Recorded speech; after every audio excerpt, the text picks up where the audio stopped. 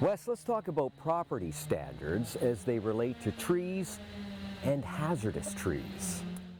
On the heels of our emerald ash borer conversation, as the ash borers kind of moved north and into Simcoe County, we're seeing Oro-Medonte, for instance, has just brought in a property standards bylaw.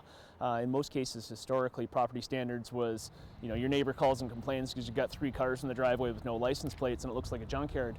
Well, now we're seeing property standards as they apply to trees, because when trees die, ash trees in particular, become hazardous very quickly because they become desiccated, dried out, brittle, and if your neighbor has a tree that's hanging over the property line and your house is the target, you can call the property standards office, bylaws department, and say, well, my neighbor has a tree, I brought it to their attention and they're not doing anything about it. So from there, the city would send either their forester or arborist out, assess the tree. If it is indeed a hazard, they get a work order against the tree. They have 30 days to comply. And you don't have to go through the problems of calling your insurance company, because when your neighbor's tree falls on your house, as soon as it crosses the fence line, it's your insurance that covers it. It's not the neighbor's. So be proactive.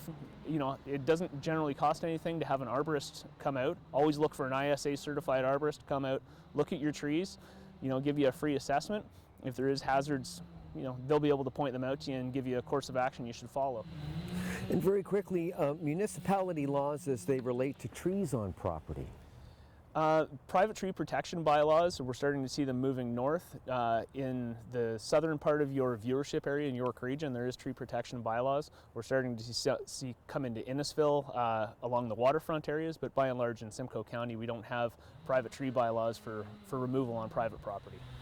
Wes, thank you for your expertise.